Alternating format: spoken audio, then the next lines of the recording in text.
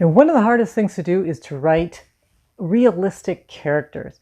And it becomes even more difficult if you're trying to write ethnic characters and you're not part of that ethnic group, because it's hard, right? You're thinking, I don't want to write a stereotypical character, but do I know enough about this culture to be able to write effectively and not insult the very people that I'm trying to write positively about.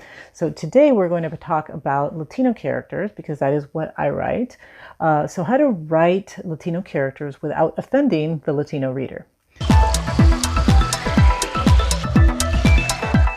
Welcome to the Julia Amante channel. If we're just meeting, I am Julia Amante. I'm a women's fiction author, and let's get to it. We're going to talk today about how to write effective Latino characters that are realistic, okay, that are real and they're not just stereotypes. So I'm going to take a step back for a minute, and I'm going to tell you about how I started writing Latino characters. So I am Latina, but it wasn't my goal to begin with to say, okay, I'm just going to write just Latino characters or just Latino fiction. Writers don't think that way. At least I don't think they do. At least I didn't think that way. It was more of just, I want to write. I want to be a writer, and so I'm going to write, books, fiction books. And at the beginning, I wasn't even sure that I wanted to write romance. I just wanted to write fiction because I liked to create characters and I liked to create stories. And I wasn't really focused on what, I didn't have that niche yet. I didn't know what I wanted to write. I just knew that I wanted to write. Okay. So late 1990s, 1998 or so, I think it was. Maybe even before that. It was a little before that, maybe 97. But anyhow, I went to a conference where there was a publishing house that was going to start a new line of Latino romances, and went to the workshop, listened to the editor speak, and I was very excited. I was like, okay, this sounds really great. By that point, I really had gotten into romances, and I knew I wanted to write a romance, and I was actually actively writing romances that hadn't sold. So I was actually writing them and kind of doing my practice, right? Trying to write good books, but they were bad. And then I'd write another book and it was a little better, but it still wasn't publishable, and so forth. But when I heard this editor speak about this romance line, I thought, this is really exciting, and this is where I'm going to sell my first book. This is what I want to do. So I sent off a book. It was promptly rejected. So I thought, well, and it didn't say anything. It just said, no. It was a rejection letter, a form rejection letter. So I thought, okay, but I really want to write for this romance line. This is perfect because these are books that are going to be fun. They're about Latino women. In fact, that's how it was marketed. It's Latino romances written by Latino authors. And I thought, I'm going to write for this line. And so I went home and I wrote another story, right? And I sent it off to the editor. And this time the editor wrote back. Actually, did she call me? I think she called me. I think she called and she said, I really like your writing style, but I didn't like that story. I didn't, she thought that the heroine wasn't strong enough, and they really wanted strong Latino women. So they didn't want, a passive, whatever. She didn't like that heroine. And so she asked me if I had any other ideas. I told her that I did. And of course, writers have a lot of ideas, and that's, and I thought, okay, I have an idea. It doesn't mean that the book is written yet. So I said, yes, let me work on it. And I was actually going on a cruise, and it was the time of like Titanic, and cruise ship romances were popular. And so I kind of pitched that idea to her. I said, I'm going on a cruise, and what do you think of this idea? And she says, I love that idea. Write it up, right? So I went on the cruise. I spent the whole time that I was on the cruise actually handwriting this story. When I got home, I typed it all up. It was a very rough draft. It was a very rough idea of what the story was like, but it was there. It was like the bare bones of it. And so I contacted the editor. I told her, this is what I have. What do you think? She loved it. And so, of course, it needed a lot of work, and I worked on it, and eventually it sold. So that was my entry into writing Latino fiction. But one of the things that I loved about this line of romance, so they were called Encanto Books, and they depicted, I forget what it was that their little line was, but the Latino characters represent Latinas in the U.S. without any of the stereotypes we often see when we read books about Latino characters. And it was true, right? So it was that they weren't stereotypes. They were larger than life, because that's what fiction is, right? So if we have a cop, he tends to be a super cop. He tends to be, right? So the characters were very dynamic, but they were also very real. Like they were very close to their families, or they had, they were normal people, because that's how I think a lot of Latino people see how we see ourselves, right? We're just normal people, but they were special because they were in books. And so they did amazing things, but they were very realistic. Like there was no stereotype. And once this line closed, so it lasted 2 years, and it sadly closed, I think, too early. It was a little bit ahead of its time. And I think that if something like that came out today, it would do fantastic. But back then it was early 2000s, and it lasted a couple of years. I was able to sell 4 books to the publisher, and then before the second book even was released, it closed, and the line died, and it was very sad. So, but what happened after that was even more interesting to me, because my other authors, we were in Yahoo was big back then. We were in Yahoo Groups, and everybody was sending out their new stories to new publishers to try to still sell their books, right? And still kind of focusing on that Latino angle. And what most of us noticed, and I especially noticed, was that when my rejections would come back, it wasn't like that the story wasn't good or that they didn't like, the writing. It was that they wanted Latino books, but they didn't. But they thought that what was it, the term? It wasn't Latino enough, which was very, very strange and very odd thing to say, because what does that actually really mean? Like, are you looking for a bunch of stereotypes? What does Latino enough mean? And it also kind of clued me in that a lot of the publishers or the people that were reading these, the submissions, didn't understand the Latino population. And if you don't understand a culture, it's really hard to make a successful line, create a successful line. It's really hard to create successful books. So if you're a publisher, if you're a writer, you need to understand the culture in order to be able to write effectively about the culture, not be offensive, and be liked by the readers, right? So, and the reason I say that they didn't understand the culture is because what does Latino enough mean? And that just means you have one image of what a Latino is, right? Which is even a fake name to begin with. The Latinos is an umbrella term that is that encompasses anybody from Latin America, South America, Central America, Mexico, and every group is different. You can't say that, one group, right? Puerto Ricans are American. That's another thing that I think a lot of people don't even realize that, right? And Puerto Ricans are going to be very different from Argentines and from Cuban Americans and from Mexican Americans. Is very different. And there's also a very huge difference from Latinos that were born here, lived here, their family lived here, and recent immigrants, right? So I think a lot of what publishers were looking for, maybe sometimes still are looking for, is that sort of recent immigrant experience, which not every Latino has experienced. Not every Latino speaks Spanish. Not every Latino has that same cultural experience. And so to group it all together and to say that a book is not Latino enough just means you don't understand what a Latino person is or what the culture is. Okay. So my first suggestion is, if you want to write you want to write Latino characters, then please do. Like, what I would love to see more people write, add Latino characters into their books, because it's more realistic, like life is a mixture of people. And so the more we represent that in books, the better it is, right? So, if you get to know the culture, if you talk to Latino people and say, hey, does this character sound realistic? Knowing, of course, that not one person, like if you asked me, you're only going to get my perspective. I don't represent every Latino person's viewpoint. I don't pretend to, and I don't.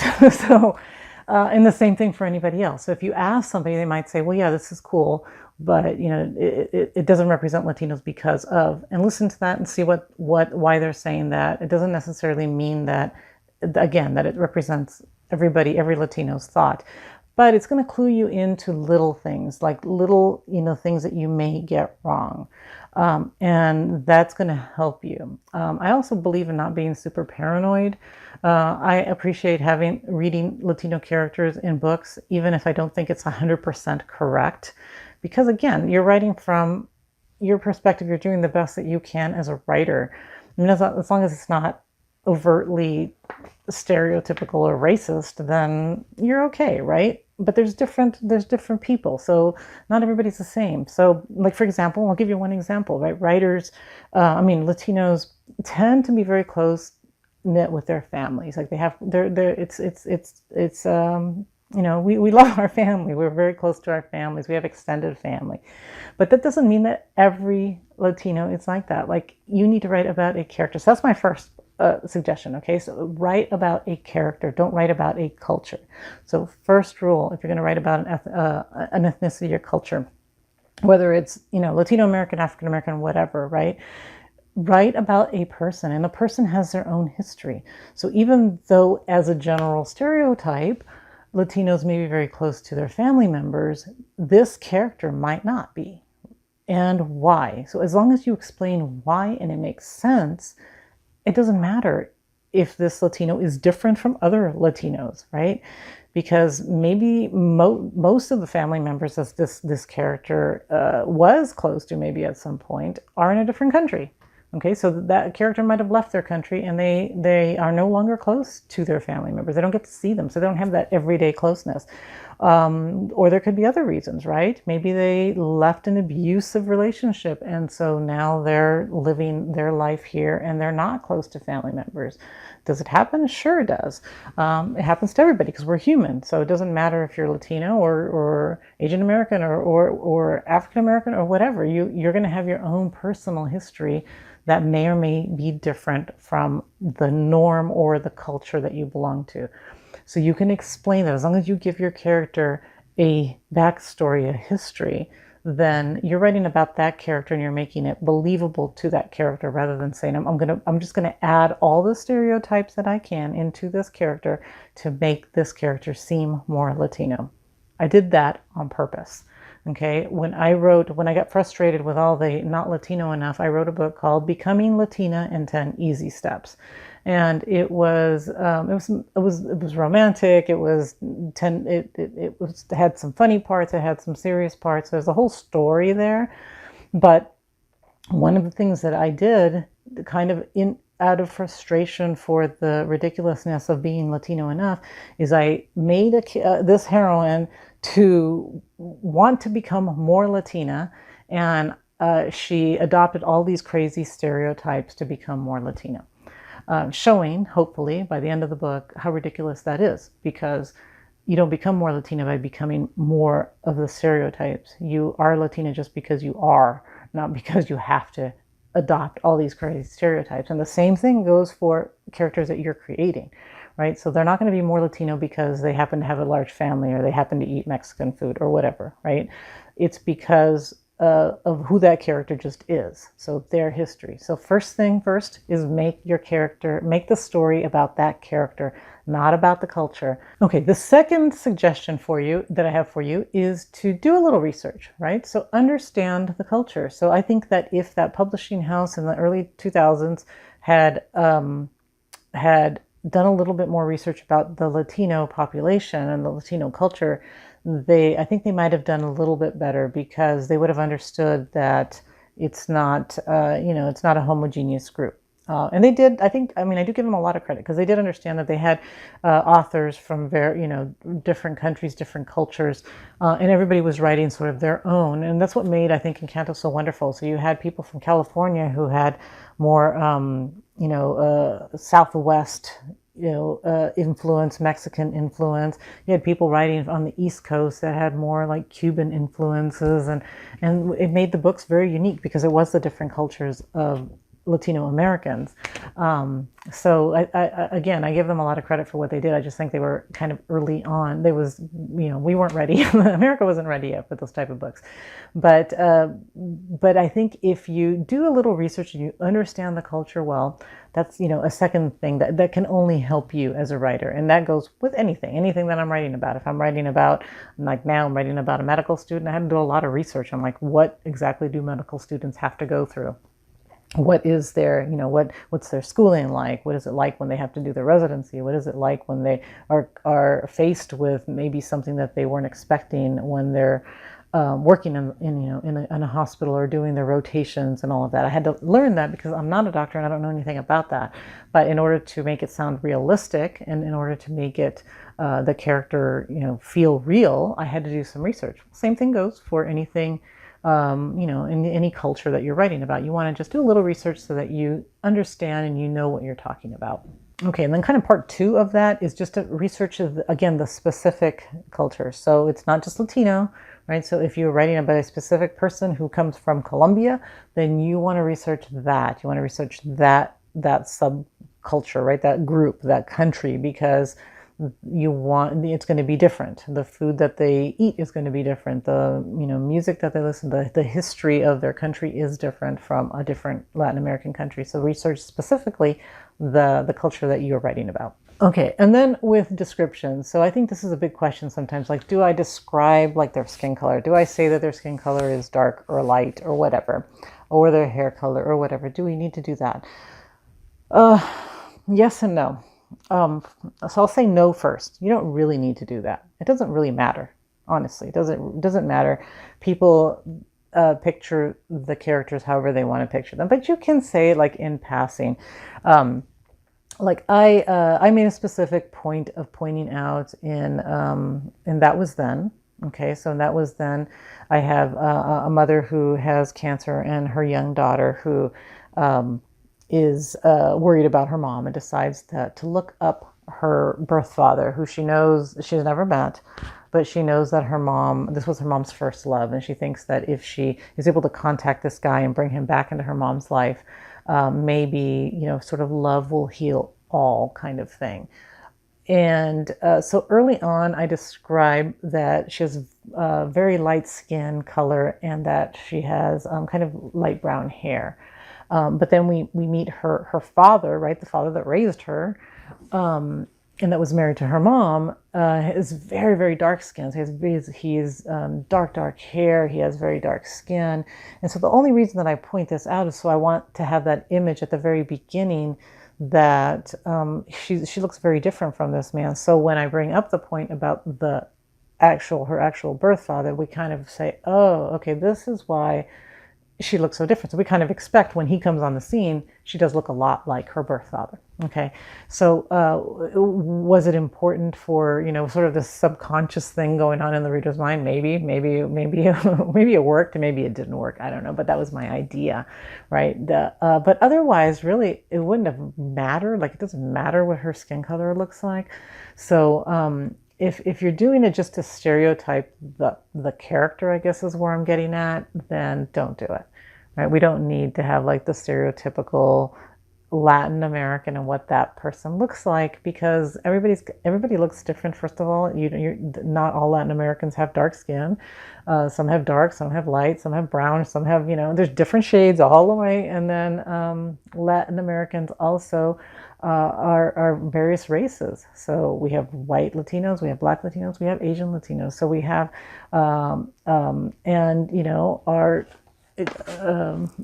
we just have all kinds. Like I used to ask my grandmother, like, well, what's your history? What's your, what I used to ask her, kind of like how, not your race, but kind of like, what's your background? Like, like, do you have Spanish? Are you what? And she used to say she was Criolla, whatever it was. And that's like, well, what does that mean? Like, I didn't even understand what she meant. Well, what she meant was that in her, in her history, in her bloodline, she had Spanish and native Argentine. So, Argentina's history is very, it's kind of like American history, right? There was a lot of unfairness, and a lot of the native people were displaced or killed, and so there aren't a lot that, like, Argentina has a lot of European people because a lot of the natives just were wiped out. So my grandmother used to kind of make it a point to say, no, I am a mixture of Spanish and native Argentine, whatever that is, even though she couldn't pinpoint like exactly what she was, right? But so like, again, everybody's different. The skin colors are going to be different. The racial background is going to be different. So if it's important to the story, add it in there. But if you're just using it to stereotype, then just avoid that. Okay, how about language? Adding like Spanish words. Should you do that? Again, yes and no. If it's important to the character, if this is the way like the character talks to family members, then you can add that in there. It does give it a little bit of a flavor, right, of the family. But most Latinos just don't randomly throw in a Spanish word, especially if they're talking to people who aren't their friends or family. It's like, no, we're not just going to walk down the street and all of a sudden be talking to the neighbor and say, throw in a Spanish word. It just would be weird. Because we know they don't understand, right? So if it's like an endearment, if it's something that is typical of that character and of that family. So does that character speak that way? Does that character throw in a Spanish word every once in a while when she's talking to mom or her brother or her sister or something? Sometimes yes, sometimes no. So again, if you're doing it to stereotype the character, don't do it. But if you're doing it because this is the flavor that you want the family to have, or you want her to have this special relationship with the sibling, or maybe with the guy, the love interest, that maybe they share a certain history, and they have certain words that they say. So, and it's kind of nice to have some of that. You want to have those little things, whether it's Spanish or whatever, right? Like if you have a character and they have a shared history and a shared word, a shared way of saying something, then it's kind of cool. Like you see the bonding between them. But don't do it just for stereotypical reasons, but do add those Spanish words if it makes sense and it's something that defines the character and the family or friendship. And how about food? Okay, so that's another thing that I wondered at the beginning when they were saying, well, it's not Latino enough. It's like, well, are you looking like for what? Like, should I add music, food? Like, what do you want me to add to this to make it Latino enough? So sometimes people think, okay, well, I can throw in some food and that this group of people eat, and then it'll sound more Latino or it'll seem more Latino. Again, yes and no. Sometimes everybody loves food. Doesn't matter what culture you're from. You love food. You have your certain things. So sometimes it works. Like can have certain kind of food, but not always. And also I want to say, like, Latinos eat what everybody else eats. Okay, so to a point. So I'll share my own personal story. But if a bunch of friends go out together and they all order hamburgers or salads or whatever, then just because you're Latino doesn't mean you're not going to order that, or you're not going to eat that, or it doesn't mean that you're not going to cook it at home, right? So you might make a pot of spaghetti or whatever because that's what you do. So if it fits, like if it's during like a certain holiday and the family is getting together for a certain holiday that tends to have the culture's food, then it makes absolute sense that that's what they would eat, right? But not always. And so, like, I was going to share my personal story. So my parents are Argentine. My dad didn't like anything else other than his food. So we ate a lot of beef. Like my mom would cook steaks a lot, barbecue steaks a lot, because in Argentina, that's what he grew up eating. A lot of like very plain salads with like lettuce and tomatoes and onions. So not fancy salads, just very simple salads, and usually like meat and potatoes kind of thing. And pastas, because in Argentina, they do eat a lot of Italian pastas. And that's what I grew up eating. And we didn't eat hamburgers. Like my mom didn't make that very few times. Maybe like if we were celebrating like the 4th of July, she would try to be American and have make hamburgers. I didn't eat fast food until I was out, and I was actually in college. I think it's the first time that I ate like at Taco Bell and ate at McDonald's and stuff, because my dad didn't eat that. He didn't eat fast food. He didn't have it, and he wanted to have his Argentine food. But that was my dad. Like, is that a representation of every Latino family? No, it's not. I think that, especially in this day and age today, so I'm talking, my dad in the 70s and 80s compared to the 2000s, I don't know that Latino families, I don't know about Argentine families would do that now. Maybe Mexican families, not sure. I think that, and again, this is just me. I don't even know. Like, I don't think that they're going to eat just Mexican food at home. I think they're going to make a variety of food, but I could be wrong, right? So I would, if I was, I would want to ask and make sure that I get it right. If I'm having somebody eat only their food or only their culture's food. So, you can add food. I love atmosphere. I love to see like families be families and see like what is their family, what's the culture of that family. And it could have a mixture of their country of origin and a mixture of American, right? Or it could, and I love that. I think that that's what makes me understand the family and the characters better, rather than just saying, okay, well, this is what this culture does. I'm only going to add this to my story. So the best advice I could give you is to have your characters be real people. We're a mixture of everything. We're a mixture of our culture. We're a mixture of our cultural heritage, but we're also a mixture of American culture and history. We're a mixture of being, of our gender, male, females. We're a mixture of our occupations and the things that go on. So make your people real. They're not one-dimensional. So they're not just going to be Latino characters. When people think, I'm going to write about a Latino character, well, what is that? It's just a regular person, right? So the more realistic you make your character, the less stereotypical that character is going to be. And I think the more endearing and sympathetic the character is going to be, and the more your readers are going to like your character and believe that this is a real character, not just a kind of a caricature or a fake character. So I hope that this helps you, and I hope that it gives you something to think about. Please write Latino characters. I love to see, a mixture, right? All kinds of characters.